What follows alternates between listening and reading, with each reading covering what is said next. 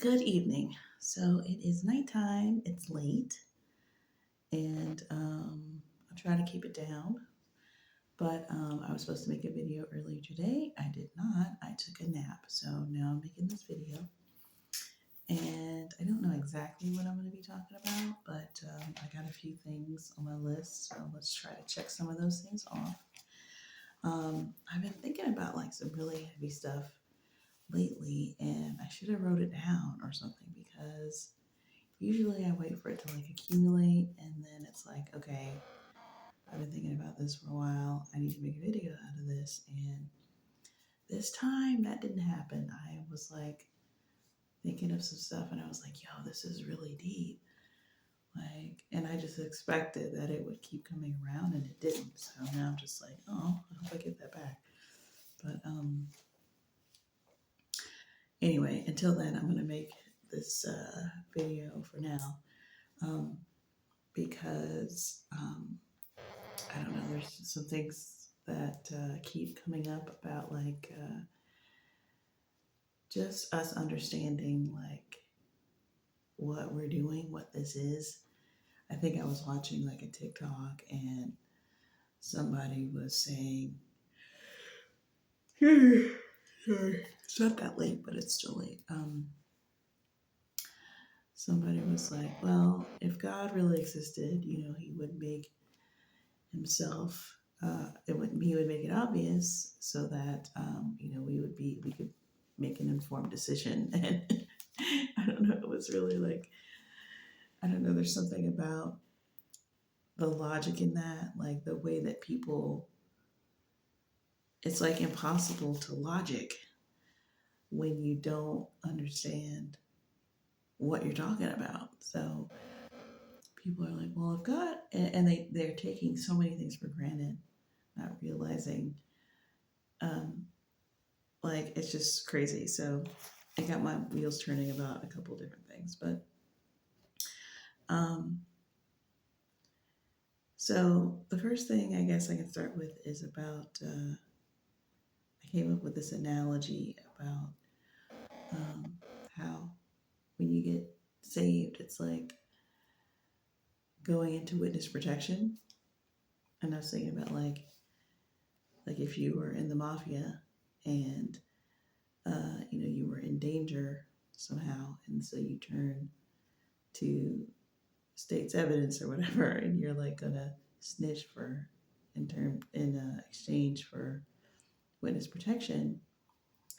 Um, you decide to leave that lifestyle, and then once you leave that lifestyle, you have to completely alter your life, move to a new place, get new friends, new name, new everything. You can't do the things that you used to do. You can't really be seen in the same circles. You have to like disappear basically. And there's a lot of parallels to that.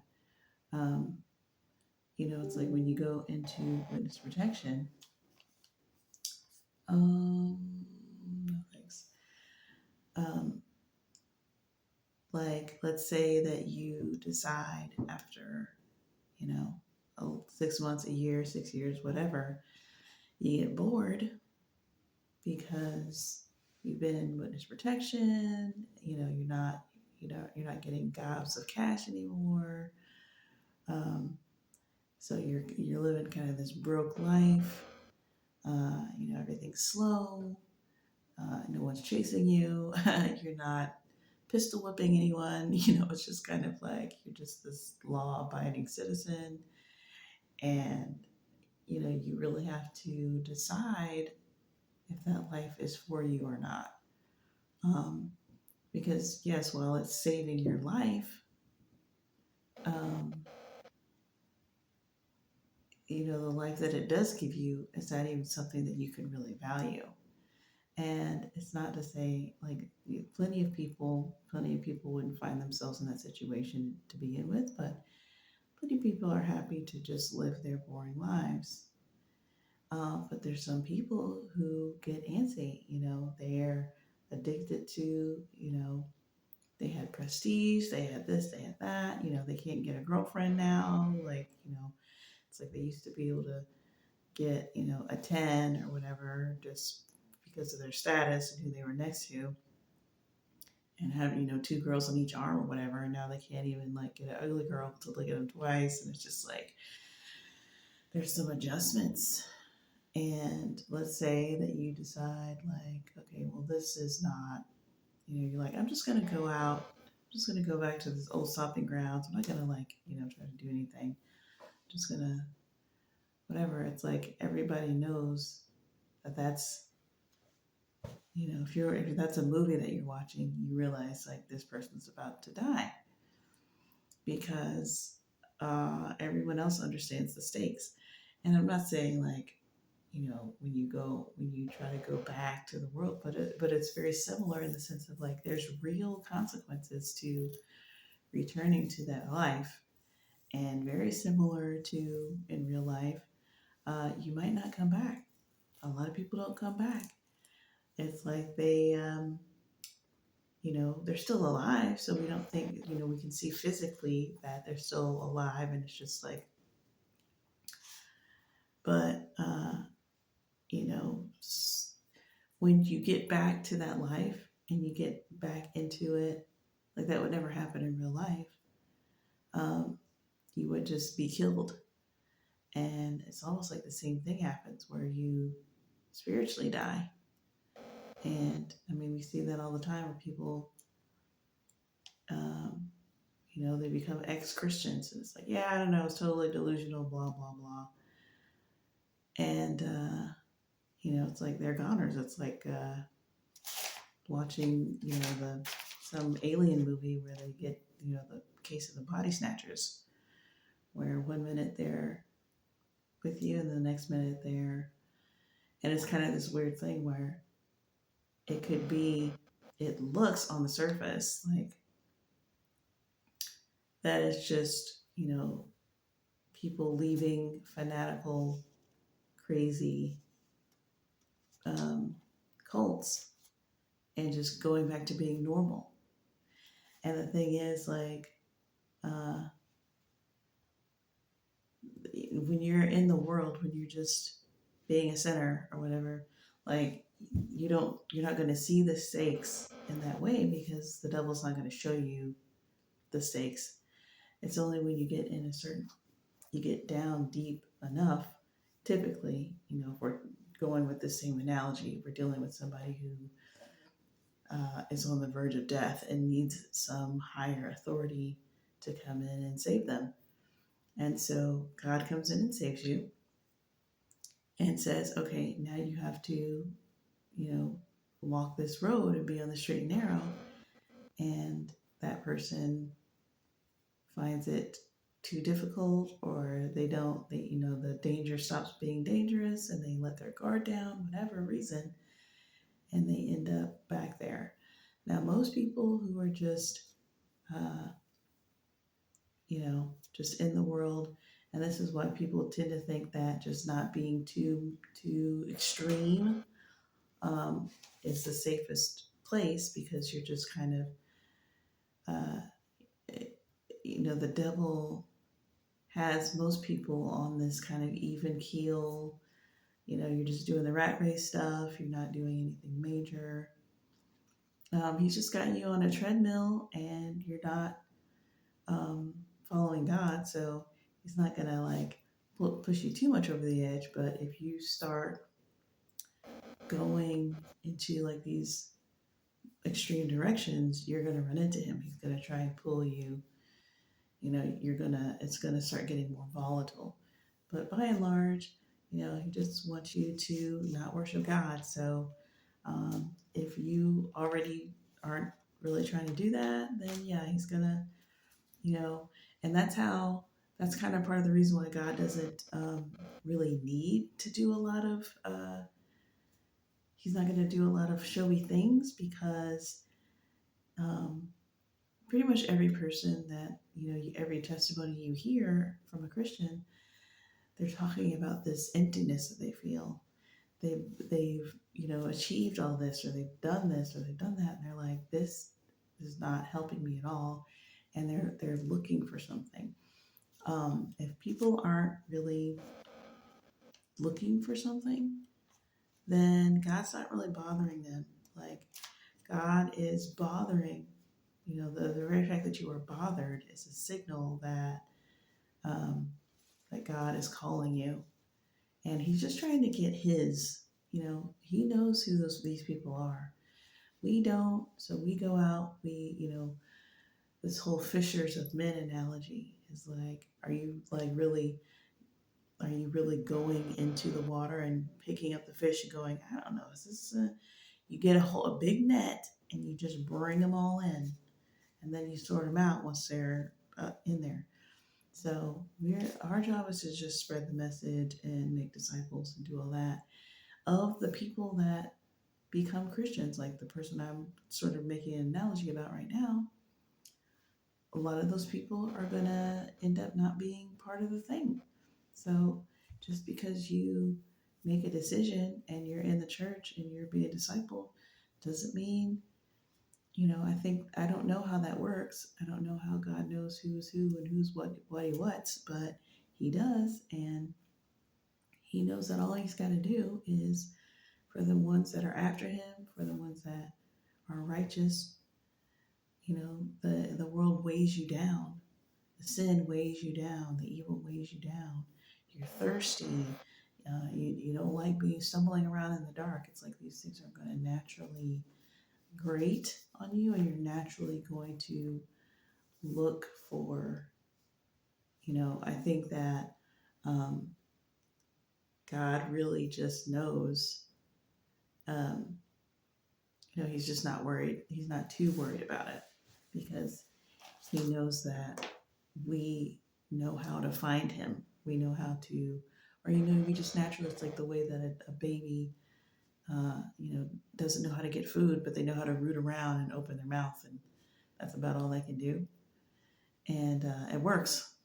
It works every time. So, um, it's like God put things in place for us to get around, and it's like He's using those things. So, but lately I've been trying to really try to make sure that I'm not prejudging people, as much as I can say, well, this thing ain't for everybody and you're probably not going to go or whatever, or you're probably not interested in you. Like that comment about like, oh, well, if God was real, He would make Himself, He would make it so that, um, we'd make an informed decision. It's like in that statement, part of you wants to just like prove to that person that, okay, well, it's not really like this, it's really, and like have this and just waste your words. But you're really dealing with somebody who has already proven that they're not going to do anything. It's like, well, God can come and find me. It's like, it doesn't work like that. It sounds like you have no interest. Now, again, it could be that that person is just, maybe it's a pride issue, but maybe it's just they're just hurt and they feel like they don't even want to try because they don't want to fail. I mean, you never know what it is, so you can't. And people say weird stuff all the time, and that's not necessarily reflective of who they are. But especially if you get people talking about God and no one's even brought Him up, it's like, okay, well, that could be that. This doesn't necessarily mean that they're not interested. That could mean that they are not letting on how interested they are. But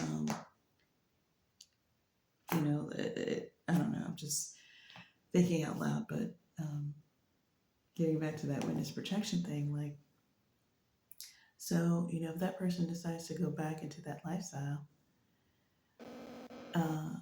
it's like, yeah, no, you're probably going to die and we can't come and get you out.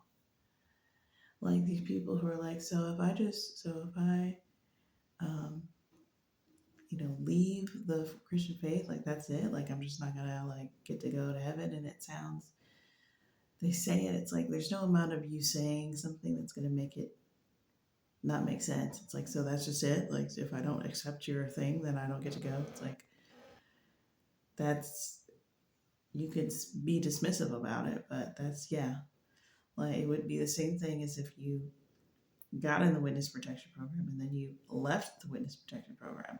It's like, oh, so you can't, like, if my entire um, mafia family or whatever like tries to kill me, if I show my face again, you're just gonna let them kill me. It's like, yeah, bro, it's not even in our hands anymore. You all you have to do to not have that happen to you is not go there. So we can't make you not go there. Like, if you make a decision that causes you to get killed by them, like, we can't. What do you expect somebody to do about that? So just because God is all powerful doesn't mean that he's gonna like snatch you out of jams that you want yourself want to be in. Like, people really, and then another thing I was hearing a lot about was like how we don't actually have free will, and it's like it's just the most insane thing, and it's like getting really strange where the more free that we get as people, the more that we are just able to do all of these things, the less people feel like they have any type of free will. It's the most insane thing. I don't think anybody was arguing this 50 years ago, 100 years ago. Like, you have the free will. Just because you can't control every last thing in the universe, you can control yourself. And I think it really stems from this need to not have accountability. And it's really, really like pervasive. And once you, like, you can't unsee it after you see it. Like, this it's like, let me put forth that I don't have any free will so that it can be even less my fault when all this stuff happens, which is just a result of our human our flesh and our sin nature, which is like why you have to understand the sin nature and how we are sinful from birth and how sin came into the world, because um, if you don't understand that, then you are going to go around. I think the worst thing that we can do as a sinful creature is be able to, the ability that we have to deceive ourselves and lie to ourselves, because that causes so much chaos when we can just be in denial and make things like it's someone else's fault and blame other people. So it's like you can literally destroy your own life and think that you have had nothing to do with it and you're not the problem, and then go to someone else's life, do the same thing to their life, and say the same thing. It's like one of the most easily uh, destructive things that the devil can use, is to just have us be oblivious and going around just like, these little, suicide bomber, poison people, just spreading disease and thinking like, well, I'm not, only God can judge me, or whatever we say. It's like it's just the knowing about the sin is just so you can have an awareness of what you're doing. It's not just about being judgy and um, and making people and condemning people and impossible standards and all this stuff. It's like, no, it's like so you can be aware of what you're doing. When we're talking about how women dress and how you're just dressed all skimpy and blah blah blah. That's not just judging people for their choices. It's like, can you imagine just like, imagine if every woman was aware of, like, you just immediately knew every single person you were affecting the moment that you went out and did and presented yourself the way that you presented yourself. Like, um, you probably do it less. You probably do it less because, and that's the other thing, like, there's just, you have to know the truths. Like, if we're all connected and we're all affecting each other's lives, you become aware of that when you become aware of God and your sin and and your behavior and your actions. But when the devil's got you just in your own self-absorbed whatever, and you're saying, you're discouraging people, you're making them feel like crap, you're doing this, you're doing that, just everywhere you go. And these are the things that matter. These are the things that God remembers.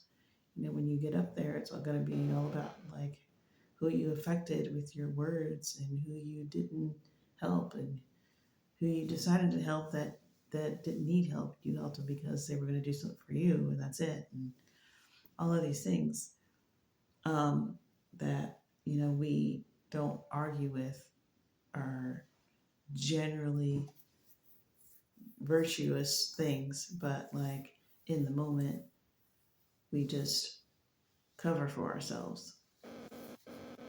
And I don't know why I went into that except for like, it kind of like relates to this, but um, like this, I'm reading this book, this fiction book, and it's all about this girl, and she ends up like in a relationship with this more powerful older guy. And I don't know, I think it's supposed to be like a retelling of Bluebeard or something, but like, um, the whole thing is about how uh, she's sort of tricked into this relationship, or she finds herself, obviously, if you're making a book, you got to make a character that's sympathetic, so you can't have her just be this, um, schmuck that gets with a more powerful guy and doesn't know anything about him. So it tries to lay out like how she got this far with this guy and how, he just really um, pretended to be this and that, but was really this. And like, as I was reading that, I was like, yeah, you can only do this so much. You can only take this so far um, without putting some onus on the actual woman. Like, and I was thinking about it and I was like, how this is able to happen?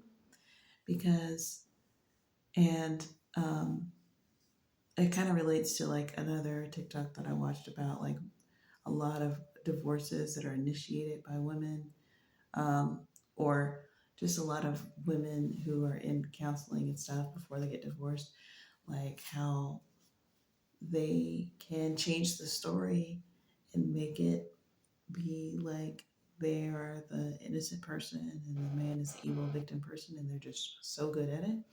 And this specific TikToker was, I guess she was like a marriage counselor or something.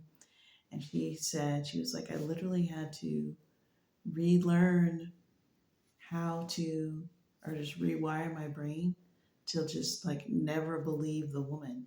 Like that's what she said, because it's just gotten to a point where it's so manipulative and you just automatically want to believe their story, and they're just full of garbage. And I've heard both things on that, and I think by and large, like whenever you try to say like, no, it's women, no, it's men, like it's looking like it's mostly like 50-50. Like it just comes down to character. It doesn't come down to like gender. But I just thought that was really interesting when she said that. And when I was reading this book, which is a fiction book, but still, the way they tried to lay it out, how she, it was just this really fast engagement, and she moved in with them, and all of these things that happened. And then she, you know, by a certain like within a couple of months, he like completely controlled her life and her movements and this and that. And I was thinking about it as I was reading it. I was like, you know what?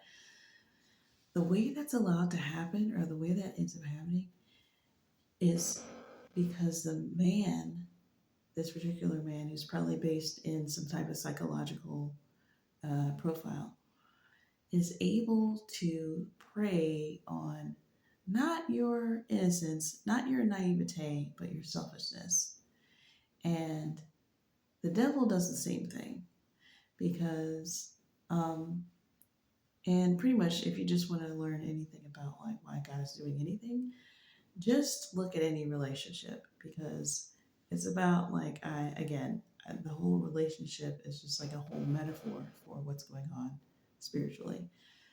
Because what you do is you meet somebody and they're just like, you know what, you're just the most, they gas you up, they get you all flattered, and you fall for that mess. Because, and you don't even notice, like, you would have to get weeks, months into a relationship and never notice that that person never makes you do anything. So you really think that you're going to be in a relationship with somebody where you're not going to have to toe any line, you're just amazing and great to them, and you just soak up the feelings of uh, being loved by somebody who thinks you're amazing.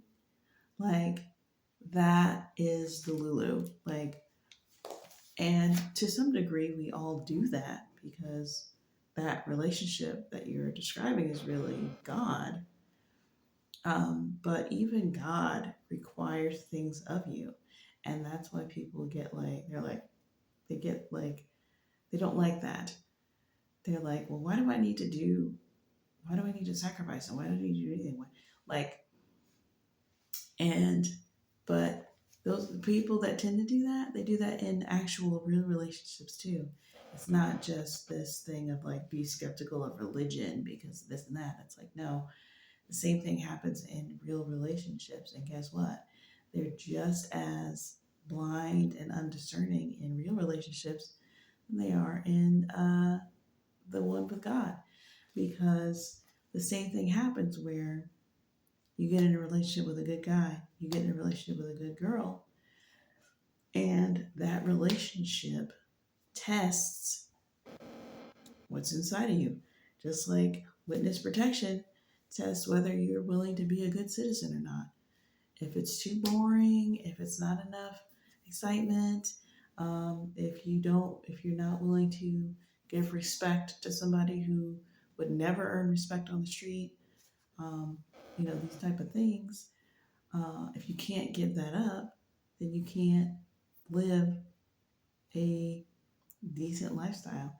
And yeah, there's going to be some, it's not this perfect thing. You don't do the good thing because it's a perfect, beautiful, fulfilling thing like it is on like to the good part of you.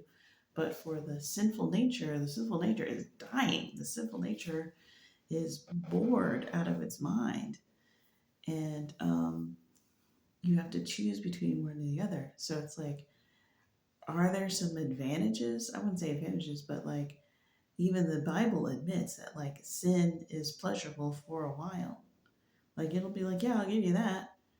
But or overall, the thing that keeps you functioning, if we lived 1,000 years, everybody would probably turn from their sin or, at least go through phases because it's not fulfilling and it takes your life away fast.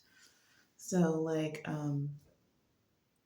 if you're in a relationship with a good guy, he's providing for you, and he's, a good guy is doing these things that you take for granted. So, you're not worried about your safety every day. You're not worried about where money's coming from. You're not worried about, going out and trying to find some guy to, take you home or whatever. It's like you got all your stuff at home. But so you're taking that for granted, and then you're going, I have to do this. I got to do dishes. I got to raise kids. I got to like make my body, wear my body out, my perfect body, and like bear these children and get fat, put on weight, and like my market value is going down. All this stuff, or whatever men say. It's like, oh, now I got to be an ATM to like some freeloaders who are going to live in my house and get on my nerves and drive me crazy. It's like, um, that's what people say when they're in good relationships. Like that's literally what they complain about when they're in good relationships. And not everybody. There's some people who are able to get in those good relationships. Maybe like for the sake of our metaphor, those are like, the people of God. It's like they get in a relationship, yeah, okay, you found somebody compatible to you. There's lots of people who are in relationships that didn't, they just made it work, and they did. They got pregnant early, and she wasn't the coolest or whatever, but they got married and they stayed married, and it's fine. And neither one of them are, you know, there's lots of relationships like that. There's some where they just get together and they just live their lives, and that's it. No big deal. Normal. And, the world likes to make fun of these people, or make fun of these, make it like, meh. And they're literally accomplishing one of the most amazing feats, you know what I'm saying? And, and then meanwhile, I wouldn't say the majority of people, but there's, you got this other group of people who, either one or the other, either they're each a hot mess and can't stand the other, or, one person ends up with somebody who takes them for granted. And I just listened to one TikTok where the lady, he found out that she was messaging some old high school guy or whatever, and they got divorced, or they're separated or something, and he's paying for her apartment, paying for the house, the kids live with him, and she comes and goes as she pleases. And like, he found some thing where she was writing out this, like, apparently the relationship didn't work out, so she left her entire family for this dude that didn't even whatever. And he found this piece of paper, this thing in her notebook where she had written like all of these notes of like how to get a guy back. And at first he was like, well, this can't possibly be about me. And he was like reading. And yeah, no, it wasn't. It was about like, 'cause there's certain things on there that he was like, well, no, that's not. He's like, because it said something like, never pay for a date or whatever. Like, she just got these, like, I don't know, like these manosphere like notes about how to get a guy back. And he's like, well, that's not me, because we don't go on dates, and I pay for everything anyway. So she's talking about this guy. So he was just talking about how like heartbreaking it was to like come across this thing of his wife trying to win some guy back. So it's like, that's so common. Like, there's so many people going through their lives with this as their experience, and that's not like, oh, well, they picked a dud, or we're here to learn. So people are making the decisions they make, and things are coming out as they come out. So we make everything about like, um, how to get the best outcome of life, and stay away from this, and don't go there, and leave these people alone if you, and red flag, red flag, red flag. And it's like, we're here to learn, not just to get the optimum whatever out of life. And it's really like a first world type thing, anyways, to think that you can like go through and skirt and avoid, and like make sure you get a good job, make sure you get this type of degree, and make sure you marry this type of person, and make sure, make sure, make sure. And a lot of people are falling flat on their face, like, instantly, immediately. And even the people who are making all the right decisions on paper usually have some, regret. They didn't have kids, or something happened. And yeah, it's like nobody's life's going to be completely perfect. But, I think that in my experience, like, when God says he's going to bless you, and we think blessings, we think physical, material blessings. And it's really just like having the ability to enjoy your life. Just like Solomon says in Ecclesiastes, it's like, the man who works, the rich man is sitting up in his house, and he's just nervous, and he's got, blood pressure problems, and he's freaking uh, paranoid that someone's out for his money, and he can't sleep. And, the working man is sleeping good. He's working, he's doing his hard labor, and he's going home and sleeping good and getting some good sleep. And so it's like the ability to enjoy your life in all these little ways that we take for granted, and to be able to recognize them and see them is another big blessing. There's a lot of people that can't recognize and cannot absorb and see the blessings, so they can't even be grateful for it because they don't see it, and don't know it's there. That is a curse. So, yeah, that's pretty much. I got some other things I'll say, but I can say that for something else because it's completely not related to what I'm talking about. But yeah, I don't know. There's just some things I was thinking about, and especially that thing about relationships and just how uh, that's the part that gets left out.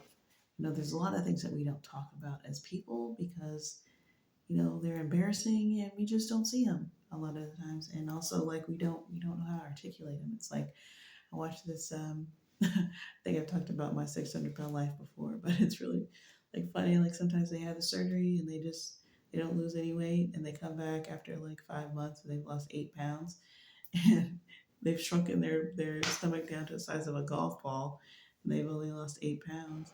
And a lot of times, sometimes they overeat and they learn from that, but a lot of times it's like what they're eating is empty calories, like they never learned nutritional eating. So they're not eating avocado and tuna and all of these good fats. They're eating just like an eighth, a tenth of a hot dog. You know what I'm saying? Like so they don't lose any weight. And they come in there and they'll be like, he's like, so what happened?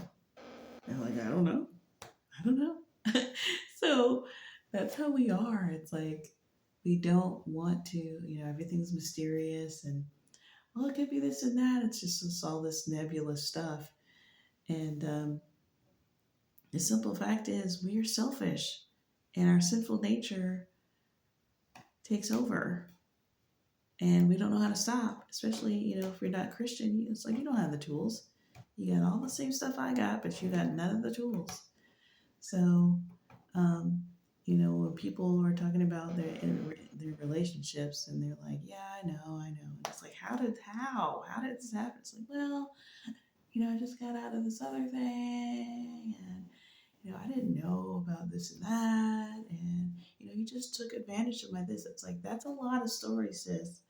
That's a lot of story. That's a lot of context for something. It's like, no, what happened was this dude came to you and gave you the Prince Charming flim flam, and you totally fell for it, hook, line, and sinker, because you're like, yeah, no, absolutely, I totally deserve to have some guy propose to me within 3 months. I totally, like, I don't cook, I don't clean, I'm not that gorgeous, but if somebody finally saw the diamond in the rough and put a ring on it, it's like, no, he saw you coming a mile away, and you fell for it because um, it's the same thing like with the people who, they come out of New Age and they'll openly tell you, they come out of these religions and they're like, yeah, they just buttered me up and said, oh yeah, you're such a high frequency person, and I knew when I met you, like, you definitely have like a gift, and they just tell you all this stuff, and before you know it, you're